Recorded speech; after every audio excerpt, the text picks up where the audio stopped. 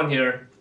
The fancy suits and fierce fights in the Marvel Cinematic Universe movies are really amazing.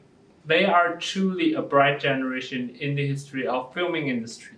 I'm also a fan of all that, especially Iron Man suits, from Mark II to Mark 47 or whatever the latest is.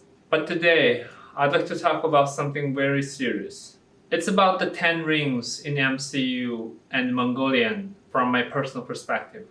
You might wonder, what does Marvel 10 rings do anything with Mongolian?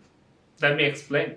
You might have seen the 10 ring terrorist group flag in the Iron Man 1 and 3, All Hail the King, and even Ant-Man 2015. Have you ever wondered what are these groups in the 10 rings? And what do they mean? Let me tell you. They are traditional Mongolian script, which is still widely used in Inner Mongolia, the country Mongolia, and other parts of the world where Mongolians live. Here's an example of traditional Mongolian script. Do they look similar to those in the 10 rings? Some of these words in the 10 rings are ancient Mongolian tribe names, like Merkit, which is a tribe that took Genghis Khan's wife when his tribe was very weak. This one is called Hongriad, which is Genghis Khan's wife's tribe. His wife, Burt, was from Hongriad tribe, as well as his mother, Olnek. And Jaler is a banner name in Inner Mongolia, which probably equals to county in the United States. I never heard of Arolat and Alhogot, which could also be ancient Mongolian tribes that I never heard of. The rest 5 are just made up names. Ulanort means red castle. Taganort means white castle. Harort means black castle. Hukort means blue castle. Nogeort, I think it's a typo. I think it should be Nogonort, which means green castle. Noge is not a Mongolian word. At least not that I know. So was there a 10-ring terrorist group in Mongolian history? There was no 10-ring group in Mongolian history. This is a made-up name and fictitious story. It has nothing to do with Mongolian. The closest it can get to is that Afghanistan was indeed conquered by Mongols. There's a small group of Mongolian called Hazar Mongol live there. However, they lost Mongolian traditions and have been mixed with locals and hardly recognizable Mongols. Even then, there's no such a notorious terrorist group organized by one who used traditional Mongolian script. That's why a lot of people, including Mongolians, think that Marvel has misportrayed Mongolian in their famous movies. There's no terrorist group initiated or led by Mongolians in the modern days, neither in the history. Not that I heard of. I do want to point out that Mongolians love peace, except that our ancestors did conquer most of Europe and Asia about 800 years ago with sword and strategy, when the world was still disconnected and fragmented. That was a few hundred years before the European colonized the entire globe, even a few hundred more years before the 2 world wars. I resent that MCU has portrayed Mongolians as a group involved in anti-human terrorist activities. Not in 1, but with 4 movies, and planning to do a few more movies with the same 10-ring group logo, although it's fictitious.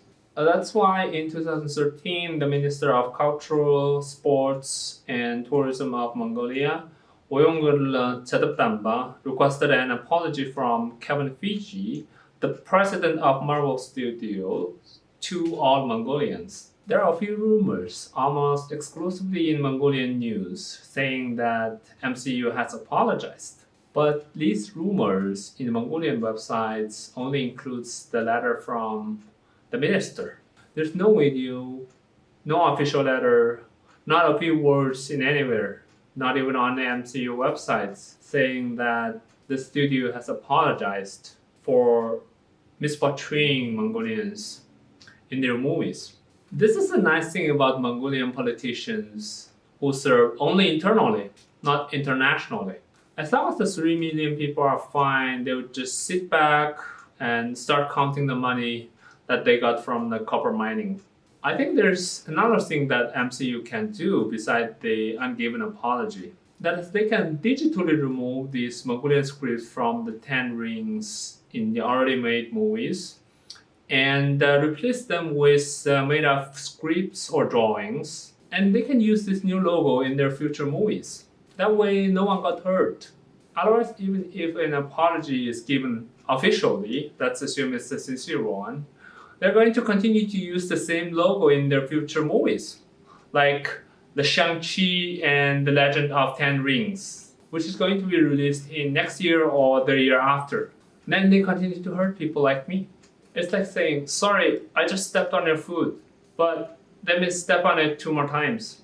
That's not a true apology, which, if sincere, should be followed by corrected actions, not the same mistakes. So I'd like to suggest MCU that give an sincere apology. That's the first step. Then they should digitally remove those Mongolian scripts from their 10 ring logo, both in the already released films and the films that are going to be released. As I said before, they can replace these 10 words in the 10 rings with other made up scripts or words and use that new logo in their future movie.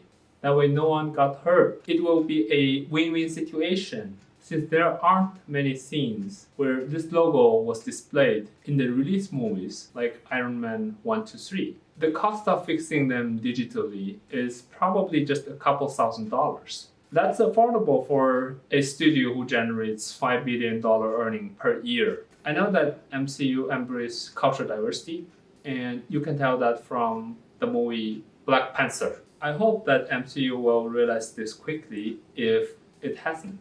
Via this video or otherwise and make the corrections. If not, I probably will write a letter to the studio. The logo first appeared in 2008 when Iron Man Tony Stark was captured and tortured in Afghanistan in a cave. When I saw that first time, I thought, wait, that's Mongolian. Why Mongolian is used in a symbol that represents a terrorist organization? I did not feel good about it, and I still don't. That's because it made me feel that it is misportraying and demonizing Mongolian, who is innocent.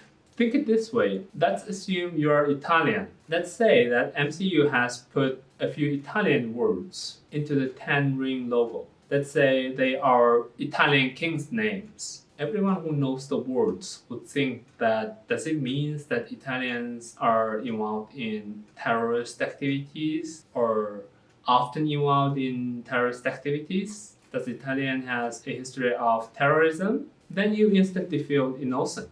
You instantly feel that a bad name is given to you and your Italian community. That's how I feel. That's how we Mongolians feel when we see the 10 ring logo or flag. Of course, most audience don't know the traditional Mongolian scripts and don't care about it. I get that. As a real fan of MCU and a Mongolian, I feel so sad that MCU is using Mongolians to portray a terrorist group. I have not found explanation of why MCU used Mongolians in their terrorist group portrayal. And why don't they use a made-up script that is not actually a language? That way, no one will get hurt. So that's the end, and I hope that MCU will fix this quickly. Thanks for watching. See you next time.